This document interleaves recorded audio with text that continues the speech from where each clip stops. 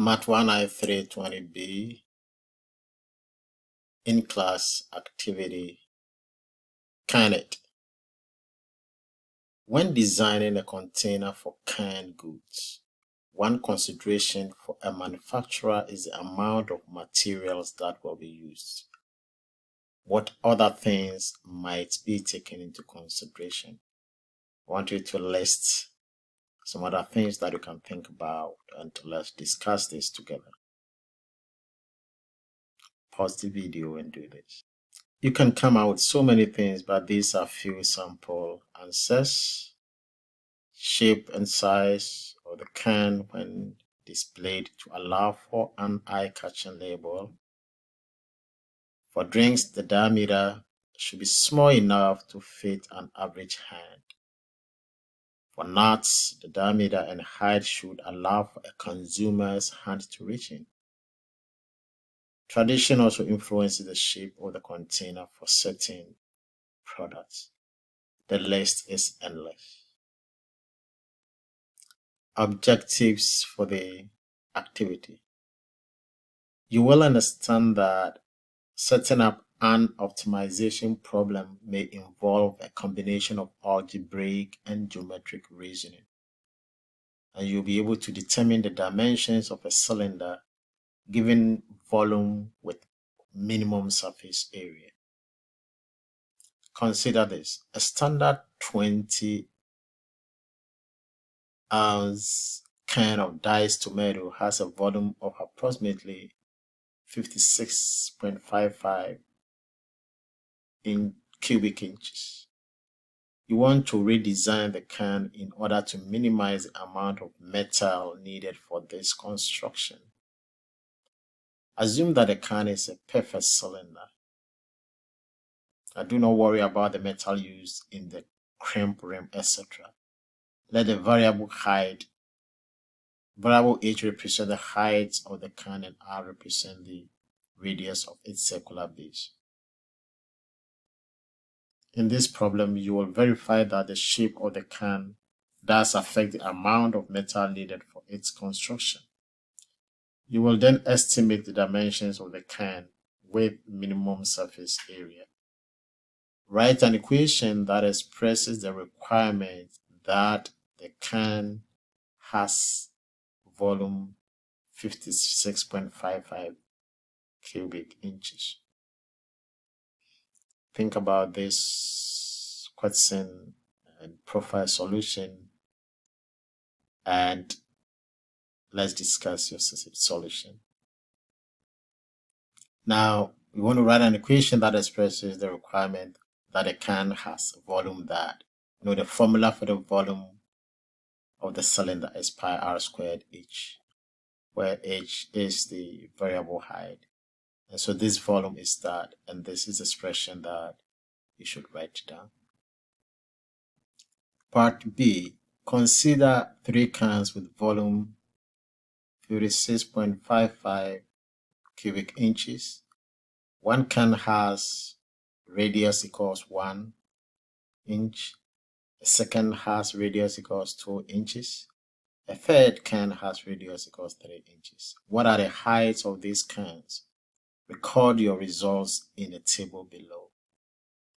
Part C. Now find the surface area S of the 3 cans and record your results in the same table. Include the area of the tops and bottoms of the cans in your calculations. Pause this video, think about the questions, make an attempt, and let's discuss them together. Now, what we have is the volume of the can, and so all we need to do is to use that information. We know the volume of that cylindrical can is given by pi r squared h. And so when we take the first 1 inch, we are going to get pi times 1 squared h is equal to 56.55. So we make h the subject, becomes 56.55 divided by pi. and that gives us h to be equal to that. Now we do the same thing, replace 1 by 2, 2 squared gives us 4. So this time h is going to be equal to 56.55. This becomes 4 pi. And then for the third one, 3, so it becomes 56.55 divided by 9 pi. And that is our answer. Now, for part C, we want to find the surface area S of the 3 cans and record our results in the same table here. I want to include the area of the tops and the bottoms of the cans in our calculations. Now, the curved surface area, the surface area that we have been finding S is the curved surface area. And the curved surface area is what is given by 2 pi RH. Now, if you want to include the top and the bottom, then our total surface area is going to be the curved surface area plus the area of the 2 tops. And so this becomes 2 pi RH plus R. That is to say that this is 2 pi RH, the curved area, plus 2 pi R squared, the area of the top and the bottom. And so all you want to do is when you take the first one here, we're going to get 2 pi. Our R is 1, of course. Our H is 18.0. And then our R is again 1 plus 1. And when you multiply this, you should be getting 119.4 square inches. The next area is going to be 2 pi. Our R is 2. Our H is 40.5. And our R is 2. And when we multiply, we are going to get 81.7 square inches. So by similar reasoning, we get the answer for the third one. Part D. Of these 3 prototypes, which would require the least amount of metal for its construction? Number 3. Let's continue our search for the dimensions of a cylindrical can with volume 56.55 cubic inches. That will have the smallest surface area. Part A. Write a formula that expresses the surface area S of such a can as a function of R, the radius of the circular base. The formula should not involve the variable h. And then B. Use technology to estimate the minimum surface area and value R that determine the appropriate viewing window. And then part C. What is the height of this can? So I want you to think about these questions, make an attempt, and then we will discuss your approach. Pause the video and do this. Now, of these 3 prototypes, which would require the least amount of metal for its construction, if you look at what we did in the table, the 2-inch has a smaller, say the smallest surface area, which is 81.7, and so that will require the least amount of material for construction. And number 3 says that we should write a formula that expresses the surface area S of such a can as a function of R, the radius of the circular base. The formula should not involve the variable h. And so what we want to do is that we know that the volume V is equal to pi R squared h. And that volume is equal to 56.55. So we can say that pi R squared h is equal to 56.55. from here, we want to make H the subject. So we can say H now becomes 56.55 divided by pi r squared. Now, we know that the total surface area is given by 2 pi r squared plus 2 pi rh. So what we want to do is we want to substitute for h here. When we do that, we are going to get 2 pi r squared plus 2 pi r. Now h becomes 56.55 over pi r squared. Now we see that pi cancels pi, r cancels one of this, then 2 times 56.55 becomes 113.1. We have 1 r left in the denominator, and so our surface area becomes 2 pi r squared plus 113.1 over r as shown here. Now, use technology to estimate the minimum surface area and value of r that determined an appropriate viewing window. Now, using technology, we can determine that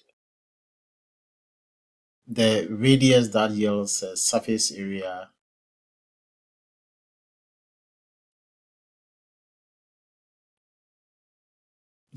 estimate the minimum surface area, the value of r that determines it is going to be, the value of r is going to be 2.08 inches, and this yields a surface area of approximately 81.56.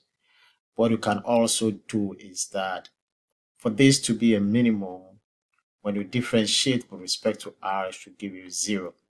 And so if you get 2 pi, when you differentiate this, you're going to get 4 pi r, and when you differentiate that with respect to r, you get minus 113.1 over r squared to be equal to 0. And that is going to give you 4 pi r cubed to be equal to 113.1. When you solve for r becomes the cube root of all that, 113.1 over 4 pi, and it should be getting 2.08 for the radius. Now, when you put this back into the surface area equation, you should be getting 81.56 square inches. Now, the last part is, what is the height of this can? What is the height? Now, we know that the volume is given by pi r squared h. The volume is given by pi r squared h. And our volume is 56.55 should be equal to our pi. Our r is equal to 2.08 h. Now, when you make h the subject, it becomes 56.55 divided by 2.08 pi, and that should give you 4.16 inches. Now, canned tuna is usually sold in cans that are short and wide, viewed from the side. A can of tuna is about 3 times as wide as it is tall. The volume of a standard ounce can of tuna is approximately 9.7 cubic inches, and its surface area is approximately 28.95 square inches.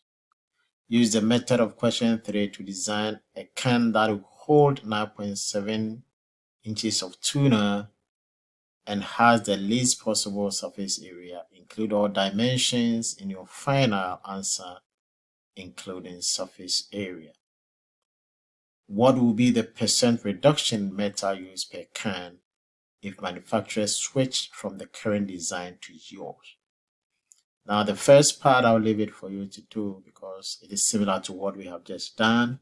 So try your hands at it. Now, the second part, we will try to take it together. Think about it. Also, pause the video, give it a try, and let's discuss your answer. Now, if you do this well, you should be getting about 2.31 inches tall as the height of the can.